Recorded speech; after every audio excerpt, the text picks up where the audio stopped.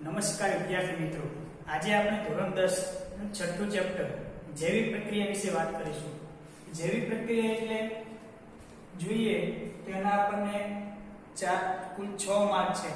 એમાંથી 4 માર્કનો એક પ્રશ્ન અને બીજો છે 2 માર્કનો એક પ્રશ્ન. એમ કરીને કુલ 6 માર્કનો આપણને આ પરીક્ષાની અંદર પૂછાય છે. તો જૈવિક પ્રક્રિયાની વાત કરીએ આપણે તો પહેલો ટોપિક આપણને એવો પ્રશ્ન થાય કે જૈવિક પ્રક્રિયા એટલે શું? તો જૈવિક પ્રક્રિયા એટલે કે આપણા શરીરની અંદર જેટલી પણ ક્રિયાઓ ચાલે છે, બરાબર, તો એ બધી જ ક્રિયાઓનો એક સંલગ્ન સમૂહ, એને આપણે જૈવિક પ્રક્રિયાઓ કહીએ.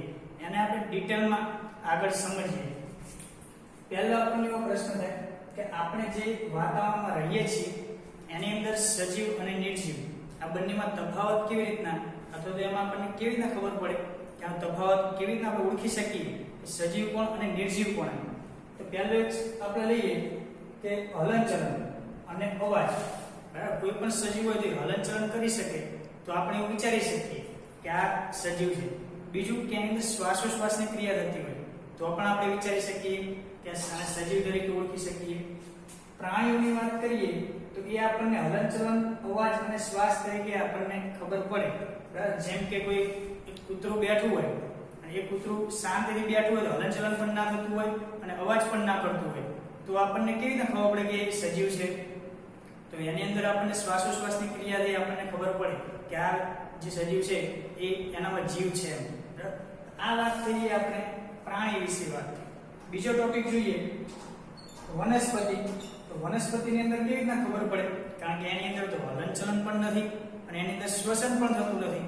બરાબર, આપણે જેમ શ્વાસોશ્વાસની ક્રિયા કરીએ એવી રીતના શ્વાસોશ્વાસની ક્રિયા એ વનસ્પતિની અંદર જોવા નથી મળતી. તો એની અંદર કેવી રીતના ખબર પડે?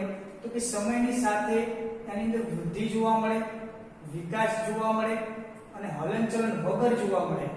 બરાબર, આપણે વનસ્પતિ નાનો છોડ હોય એને ઉગાડીએ, ચોમાસાની અંદર એને વાવીએ એટલે આપણને ઘણા દિવસો જશે જેમ જેમ એમ એની અંદર વૃદ્ધિ થશે, કોષોની અંદર વૃદ્ધિ થશે, પેશીઓની અંદર વૃદ્ધિ થશે.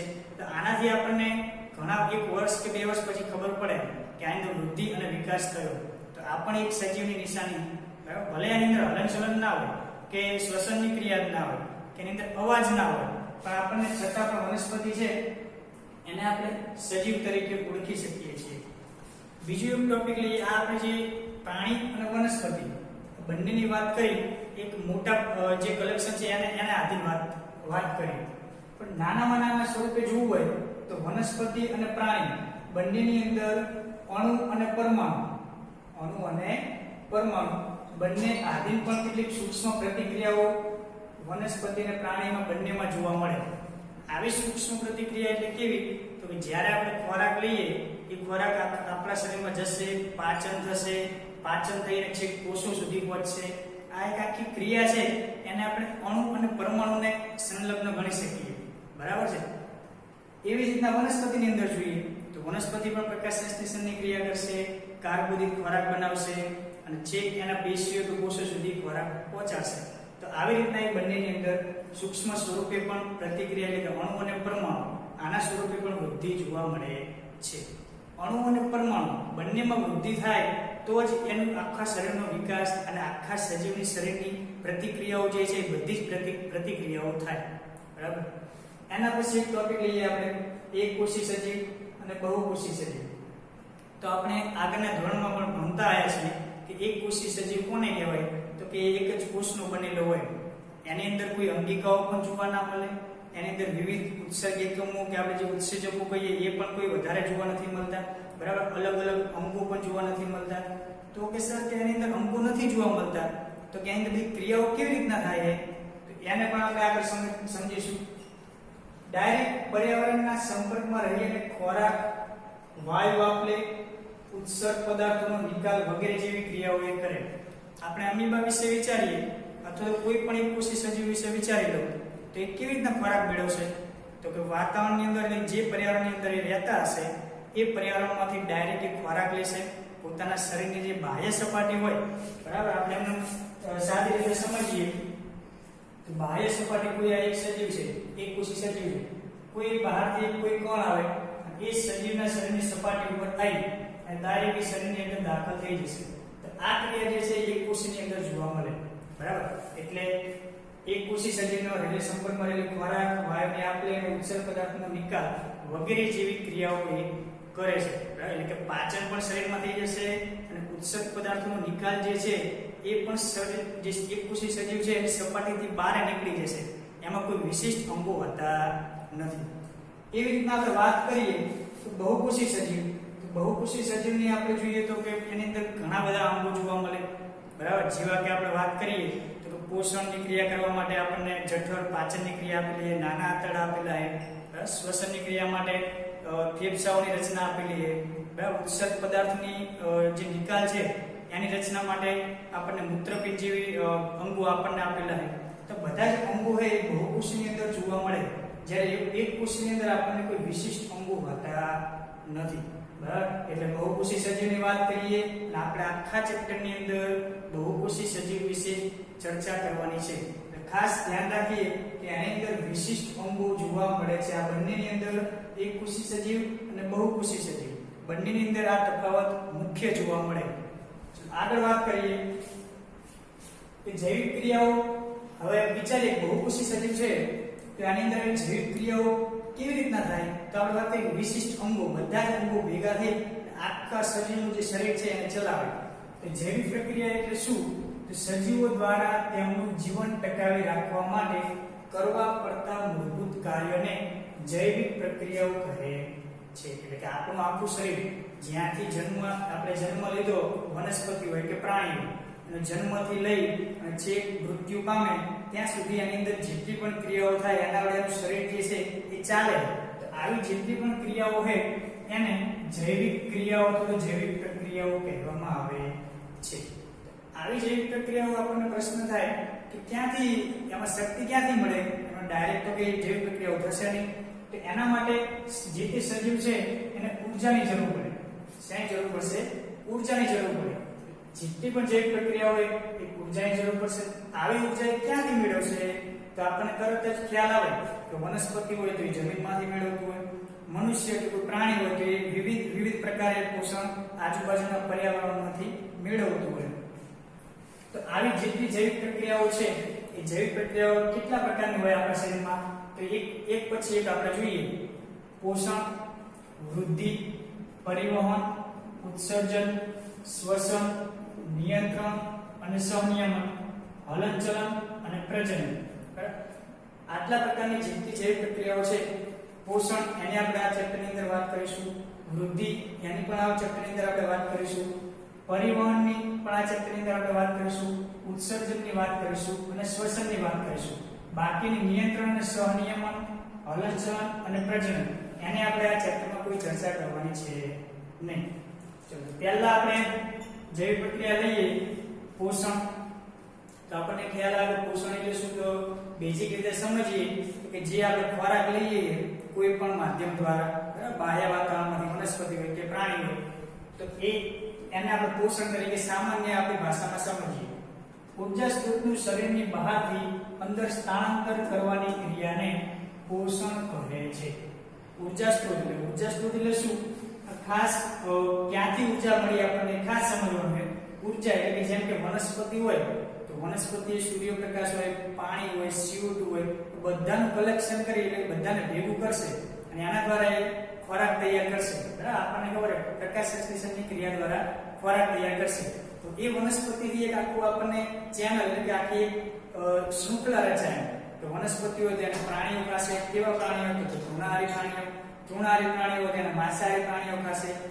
આપણે જ્યારે ખોરાક લઈએ છીએ એ આવી વનસ્પતિમાં જે ઊર્જા સંચિત હોય છે એ ઊર્જાને સ્ત્રોતનું શરીરની બહારથી, એટલે વનસ્પતિ આપણે કોઈ પાક ખેતરમાં વાવ્યો હોય તો એ ખેતરનો જે પાક આપણે લઈએ અને રાંધીને ખાઈએ તો એ બહાર થયું અને બહારથી અંદર સ્થાનાંતર, અંદર એટલે આપણા શરીરની અંદર સ્થાનાંતર કરવાની આખી જે ક્રિયા છે એને આપણે પોષણ તરીકે ઓળખીએ છીએ.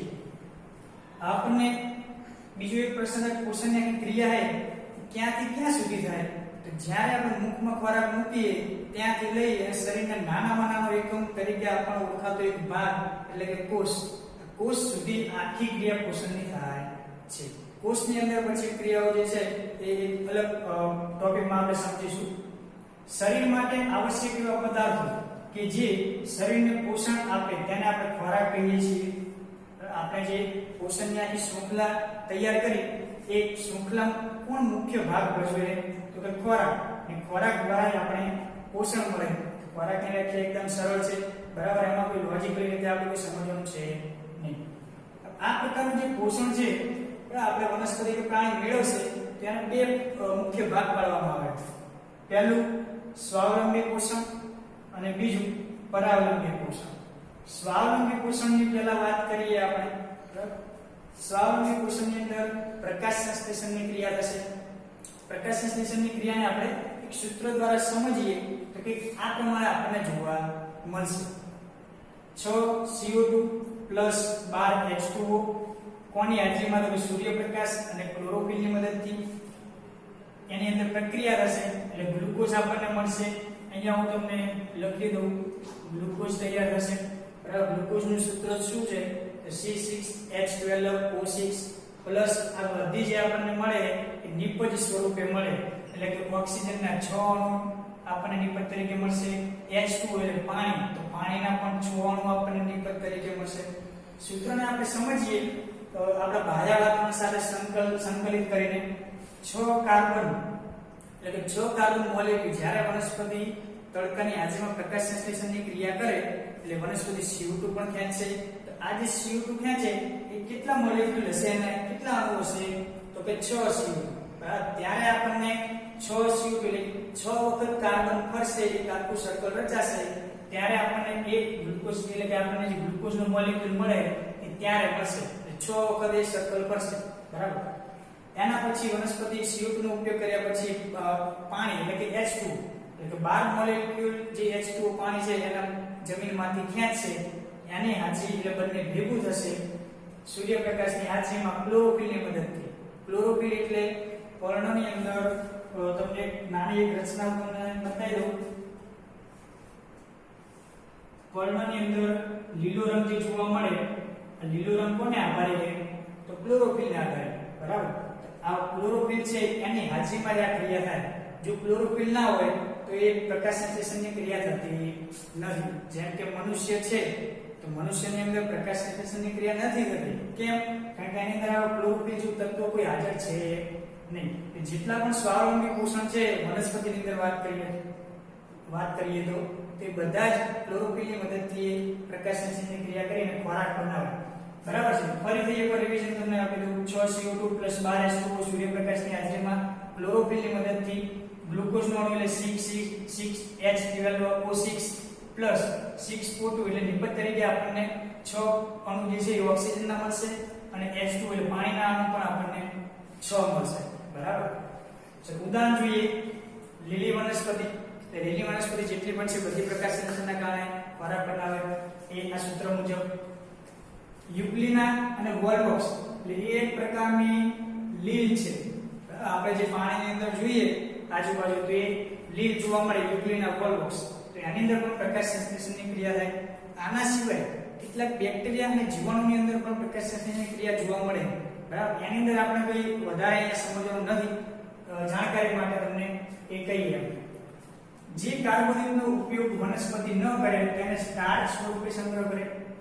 મનુષ્યમાં વધારાની ઊર્જા હશે ગ્લાયકોજન સ્વરૂપે સંગ્રહ થશે.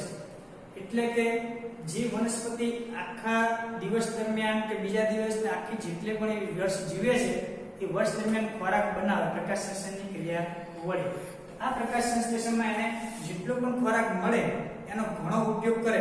જેમ કે ફળ બનાવવા ઉપયોગ કરે, પુષ્પને તૈયાર કરવા ઉપયોગ કરે, બીજી કેટલીક પ્રક્રિયાઓ એની શરીરમાં થતી હોય એના માટે ઉપયોગ કરે. બધી જ પ્રક્રિયાઓમાં એ ખોરાકનો ઉપયોગ કરશે. અને ખોરાક ક્યાંથી બન્યો હોય તો પ્રકાશ સંશ્લેષણની ક્રિયા હોય. આ ખોરાકનો ઉપયોગ બાદ જે વધારાની ઊર્જા રહે એ વધારાની ઊર્જા જમા રાખશે. વનસ્પતિ વધારાની ઊર્જા શું કરશે? જમા રાખશે. આવી ઊર્જા ક્યારે ઉપયોગ કરશે તો કે જ્યારે એને પાણી કે કોઈ એવો પરિસ્થિતિમાં એને એવો પરિબળ હશે કે જ્યારે એને પ્રકાશ પણ નથી મળતો, પાણી ના મળે, તો એવી કન્ડિશનમાં એ આ સંગ્રહિત થયેલું સ્ટાર્ચ હશે એનો ઉપયોગ કરે છે. એવી રીતના મનુષ્યની અંદર વાત કરીએ તો વધારાની ઊર્જા છે એ ગ્લાયકોજન સ્વરૂપે સંગ્રહિત થાય. એટલે આપણે દિવસ દરમિયાન જેટલો પણ ખોરાક ખાઈએ છીએ તો એ બધો જ ખોરાકનું પાચન થશે તો એ બધા જ તત્વો જે છે એ આપણે એનો ઉપયોગ કરતા નથી. એક વધારાની ઉર્જા સ્વરૂપે ગ્લાયકોજન સ્વરૂપે આપણા શરીરની અંદર જમા રહેશે. એટલે આ એક માર્કની અંદર ખાસ યાદ રાખવાનું છે. વનસ્પતિની અંદર વધારાની જે ઉર્જા છે કે વધારાની શક્તિ છે કયા સ્વરૂપે સંગ્રહિત થશે તો કે સ્ટાર્ચ સ્વરૂપે. મનુષ્ય છે તો મનુષ્યની અંદર વધારાની ઉર્જા કયા સ્વરૂપે સંગ્રહિત થશે તો કે ગ્લાયકોજન સ્વરૂપે. જ્યારે પણ આપણે બીમાર પડીએ તો એ બીમાર ની સ્થિતિ હશે ત્યારે આપણે આ ગ્લાયકોજનનો ઉપયોગ કરીશું, કારણ કે ત્યારે આપણે વધારે ખોરાક લઈ શકતા નથી, એટલા માટે ત્યારે આપણે ગ્લાયકોજનનો ઉપયોગ કરીશું. ચલો હવે જે પ્રકાશ સંશ્લેષણની સૂત્ર દ્વારા જે ક્રિયા સમજ્યા એના આપણે થોડું થિયરિકલ સમજીએ. પ્રકાશ સંશ્લેષણ દરમિયાન 3 ઘટનાઓ બને. કેટલી ઘટનાઓ તો કે 3 ઘટનાઓ બનશે. પહેલી ઘટના જોઈએ, ક્લોરોફિલ વડે પ્રકાશ શક્તિનું શોષણ. સૌપ્રથમ પર્ણ હોય તો પર્ણની અંદર પ્રકાશ એટલે બહાર સૂર્ય હોય તો સૂર્યમાંથી જે પ્રકાશ આવશે એ પ્રકાશનો ઉપયોગ કરશે. એ જ પ્રમાણે જે વાતાવરણમાંથી CO2 આવશે તો CO2 નો ઉપયોગ કરશે. એવી જ રીતના વનસ્પતિ જે મૂળ દ્વારા પાણી ખેંચશે તે પાણીનો પણ ઉપયોગ કરે.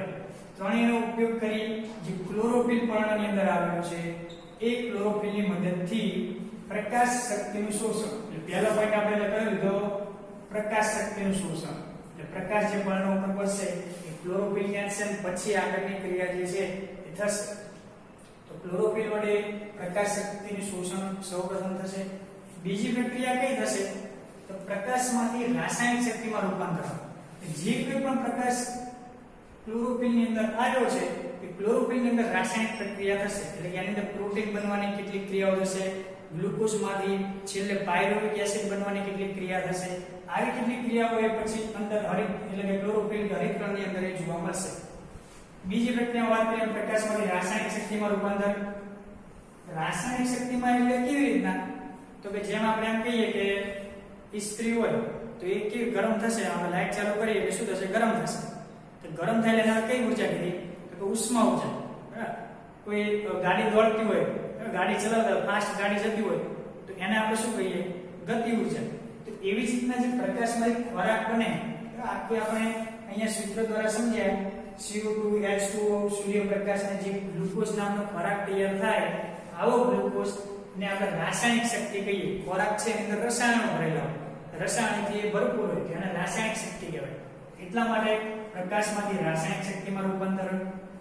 સાથે સાથે બીજી ક્રિયા કઈ થશે તો અહીંયા આપણે વાત કરી પ્રકાશ હોય તેમાંથી રાસાયણિક શક્તિમાં ફેરવાશે.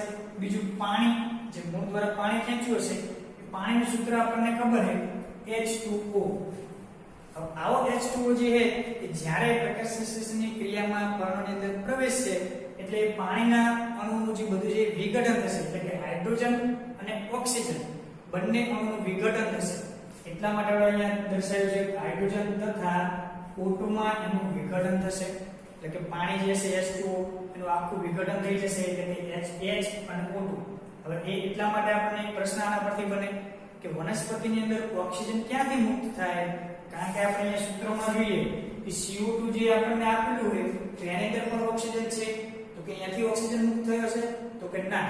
તો ઓક્સિજન ક્યાંથી મુક્ત થાય તો કે પાણીમાંથી મુક્ત થાય. તો આ આપણા માટે એક આઈએમપી પ્રશ્ન ગણાય. ત્રીજી કન્ડિશન ત્રીજો આપણને ઘટના જે બને કઈ બનશે તો CO2 નું રિડક્શન થઈ કાર્બોદિત બને. CO2 નું રિડક્શન થઈ અને કાર્બોદિત બને. તો આપણે પાણી વિશે ચર્ચા કરી નાખી. પહેલો જે સૂર્યપ્રકાશ છે તેના વિશે ચર્ચા કરી અને ત્રીજો પોઈન્ટ છે CO2. CO2 પણ પર્ણની અંદર જ્યારે ત્રણેય જે બાબતો છે એક સાથે જ પર્ણની અંદર પ્રવેશશે. પણ અહીંયા સમજવા પૂરતું આપણે અલગ અલગ એની ઘટના સમજીએ છીએ. CO2 નું રિડક્શન થઈ જશે એટલે પર્ણની અંદર જશે. રિડક્શન એટલે આપણે એને પ્રક્રિયા એ આપણે રસાયણ વિજ્ઞાનની અંદર સમજીએ. રિડક્શન થઈને કાર્બોદિત એટલે ગ્લુકોઝ જે છે એને આપણે કાર્બોદિત સ્વરૂપે ખોરાક તરીકે ઓળખી શકીએ. CO2 નું રિડક્શન થઈ અને કાર્બોદિત બનશે ખોરાક બનશે. તો ત્રણેય પ્રકારની ઘટના બને એટલે આખી વનસ્પતિની અંદર ખોરાક તૈયાર થશે. આ પ્રમાણે વનસ્પતિની જેટલી પણ ફળ બનાવવાની ક્રિયા હોય એની અંદર કેટલા અંડકો કોષોની વૃદ્ધિ કરવી હોય, કોઈ કોષ નાશ પામ્યો હોય એટલે ધારો કે કોઈ એને નુકસાન થયું હોય, કોઈ કોવાળીથી એને કાપ્યું હોય તો એના દ્વારા જે નુકસાન થશે એટલે કે પેશીનું સમારકામ આપણે કહીએ તો પેશીના સમારકામમાં પણ ખોરાકનો ઉપયોગ થશે. આવી રીતના ત્રણ ઘટનાઓ ખાસ આપણે યાદ રાખવાની કે 2 માર્કના જે પ્રશ્નો આપણને પૂછાય છે બરાબર, એ 2 માર્કના પ્રશ્ન સ્વરૂપે 3 ઘટનાઓ પૂછાઈ શકે છે. ચલો હવે આપણને એક વધારાના 2 પોઈન્ટ સમજીએ કે વનસ્પતિની અંદર લીલો કલર આપણને જોવા મળે. જેટલી પણ વનસ્પતિ હોય લીલો કલર જ આપણને જોવા મળે. તો કેમ? તો એની અંદર ક્લોરોફિલ આવેલું હોય બરાબર. ક્લોરોફિલની અંદર ક્લોરોપ્લાસ્ટ એટલે હરિતકણ આવેલું. હું સમજાવું એક સાદી ભાષામાં. ધારો કે આ ક્લોરોફિલ છે, એની અંદર નાના નાના કણો આવેલા છે. એક કયા હશે તો કે હરિતકણ. હરિતકણને બીજું ક્લોરોપ્લાસ્ટ પણ કહેવામાં આવે. એટલે બંને શબ્દ આપણે યાદ રાખવાના છે બરાબર. એટલે ક્લોરોપ્લાસ્ટ, હરિતકણ એની હાજરીના કારણે વનસ્પતિનો કલર લીલો રંગ જોવા મળે છે. ઉદાહરણ સ્વરૂપે સમજીએ કેટલીક વનસ્પતિઓ આપણને અલગ અલગ પર્ણ જે હોય એનામાં લીલો ભાગ પણ જોવા મળે, વ્હાઇટ ભાગ પણ જોવા મળે, સફેદ ભાગ પણ આપણને જોવા મળે. તો એવું કેમ? તો જે સફેદ ભાગ છે એની અંદર સ્ટાર્ચની ગેરહાજરી જોવા મળે એવું એ કલર સાબિત કરે છે. આપણે એના 2 પ્રવૃત્તિ સમજીએ તો કે ધારો કે કોઈ વનસ્પતિ છે એનો આપણે 2 પર્ણ લીધા.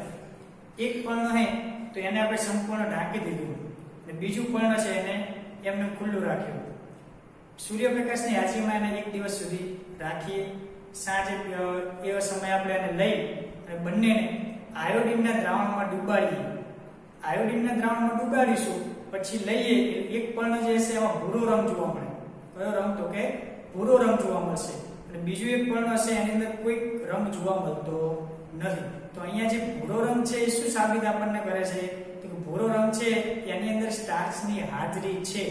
એટલે કે જે આપણે લીલા રંગનું પર્ણ હતું એટલે કે જેને ઢાંક્યું નહોતું એ પર્ણની અંદર સૂર્યપ્રકાશની હાજરીમાં પ્રકાશ સંશ્લેષણની ક્રિયા થશે. પ્રકાશ સંશ્લેષણની ક્રિયા થાય એટલે ખોરાક બને. ખોરાક બને એટલે જ એની અંદર સ્ટાર્ચ તૈયાર થાય. આ સ્ટાર્ચ છે એટલા માટે એને આયોડિનમાં ડુબાડ્યું એટલે એ પર્ણ જે છે ભૂરો રંગનું બને છે. એટલે ભૂરો રંગથી આપણને એ સાબિત થશે કે સ્ટાર્ચની હાજરી એ પર્ણમાં જોવા મળશે. અને બીજું જે પર્ણ હશે એની અંદર આપણે ઢાંકી દીધું હતું એટલે એમાં સૂર્યપ્રકાશની જે ક્રિયા છે એટલે પ્રકાશ સંશ્લેષણની ક્રિયા છે એ નથી થતી એટલા માટે એમાં સ્ટાર્ચ તૈયાર નથી થતો. સ્ટાર્ચ તૈયાર નથી થતો એટલે આની અંદર જે આપણે આયોડિનમાં ડુબાડ્યું એમાં કોઈ રંગ આપણને જોવા મળતો નથી. તો આ પ્રવૃત્તિ ઉપરથી આપણને શું સાબિત થશે? તો પહેલા નંબરની જે પ્રવૃત્તિ આપણે તમને સમજાવી એના ઉપરથી આપણને એ સાબિત થાય કે કોઈ પણ વનસ્પતિ છે એની અંદર સ્ટાર્ચની હાજરી અથવા તો ખોરાક બનાવવા માટે પ્રકાશ સંશ્લેષણ જરૂરી છે. શું જરૂરી છે? પ્રકાશ સંશ્લેષણ. એટલે કે બીજું પ્રકાશની પણ જરૂર. આના પરથી બીજો ટોપિક આપણે લઈએ તો પ્રકાશની જરૂર છે બરાબર. બીજો એક ઉદાહરણ આપણે સમજીએ કેવું હોય છે. Potassium hydroxide. 2 કુંડા લઈએ આપણે ઘરે હોય તો 2 એવા કુંડા રોપવા આવ્યા હોય 2 કુંડાને લઈએ. બંને કુંડાની અંદર આપણે અહીંયા તમને દર્શાવું તો એક કુંડું અને બીજું કુંડું. આ આપણે એક એની સરફેસ સપાટી ઉપર મૂકેલું છે. કુંડાને આપણે બેલ જાર છે આપણે કાચની રાખીએ બરાબર છે. કાચની બેલ જાર છે એટલે એમાં સૂર્યપ્રકાશ જશે પણ એમાંથી આપણને કોઈ સૂર્યપ્રકાશ જશે એટલે કે પ્રકાશ સંશ્લેષણની ક્રિયા થશે. એક બેલ જાર એટલે પહેલા નંબરનો જે છોડ છે એની અંદર આપણે KOH એટલે કે પોટેશિયમ હાઇડ્રોક્સાઇડ. પોટેશિયમ હાઇડ્રોક્સાઇડની ડીશ આપણે પહેલા એક બેલ જાર એટલે કે પહેલો કુંડું છે ત્યાં આપણે મૂક્યું છે એટલે કે એની અંદર બરાબર. બંને બેલ જાર છે એ હવાચુસ્ત છે કારણ કે આપણે કાચની બેલ જાર નાખેલું છે. એક આખો દિવસ આપણે રાખીએ સૂર્યપ્રકાશની હાજરીમાં એટલે બીજા નંબરનો અને પહેલા નંબરનો આની અંદર શું આપણને ફેરફાર જોવા મળશે? તો કે પહેલા નંબરનું જે કુંડું છે એની અંદર છોડનો પ્રકાશ સંશ્લેષણની ક્રિયા નથી થતી અને બીજામાં પ્રકાશ સંશ્લેષણની ક્રિયા થશે. કેમ? તો કે KOH એટલે કે પોટેશિયમ હાઇડ્રોક્સાઇડ એ CO2 નું શોષણ કરે છે. કોનું શોષણ કરશે? KOH CO2 નું શોષણ કરે. એટલે વિચાર કે આની અંદર જેટલો પણ CO2 કે હશે તો એનાથી KOH ના કારણે બધું CO2 શોષાઈ જશે કારણ કે પોટેશિયમ હાઇડ્રોક્સાઇડ એ CO2 નું શોષણ કરે. પહેલે જે 2000 હતો એટલે કે કુંડું છે તો એની અંદર KOH ની શું કરી છે એટલા માટે બધો CO2 એ KOH પોતાની અંદર સંગ્રહ કરી લે છે, એટલે કે વનસ્પતિને મળતો નથી. અને બીજું કુંડું કે જેમાં KOH નથી તો એની અંદર પ્રકાશ સંશ્લેષણની ક્રિયા સારી રીતે થઈ શકે અને એમાં સ્ટાર્ચ બની શકે. તો અહીંયા એક CO2 ની ગેરહાજરીના કારણે ખોરાકની અંદર બનવામાં તકલીફ થશે. તો એના કારણે બીજી પ્રવૃત્તિ પરથી આપણને એ ખ્યાલ આવે કે CO2 ની હાજરી છે એ પણ પ્રકાશ સંશ્લેષણની ક્રિયા થવા માટે મદદ કરે છે. બરાબર છે. અને ત્રીજી એક પ્રવૃત્તિ આપણે સમજીએ, વાયુતંત્ર વિશે વિચારીએ.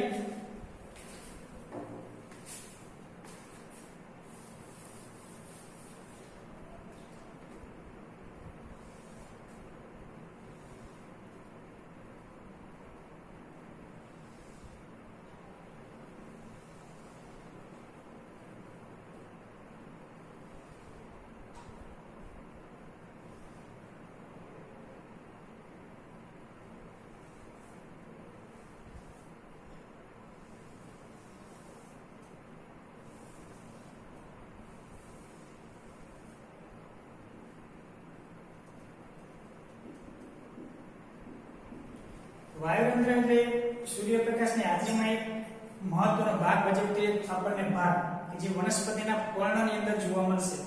પર્ણની અંદર બે પ્રકારના વાયુતંત્ર જોવા મળશે. અહીંયા હાલ આપણે જે જોઈ રહ્યા છીએ એ ખુલ્લા પ્રકારનો વાયુતંત્ર, એટલે કે અહીંયા આપણે જે વચ્ચે ભાગ જોવા મળે છે એને વાયુતંત્ર છિદ્ર કહીએ છીએ.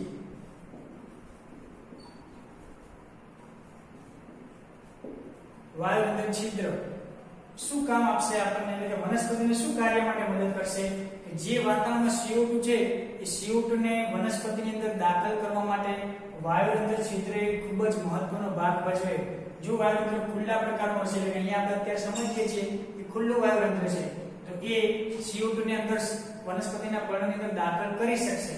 બીજું વાયુતંત્ર લઈએ તો એ બંધ પ્રકારનું હશે. બંધ એટલે આ જે ભાગ છે એ થોડો નજીક આવે છે એટલે બંધ પ્રકારનું વાયુતંત્ર તૈયાર થશે કે જેમાં CO2 એ વનસ્પતિની અંદર આવી શકતો નથી.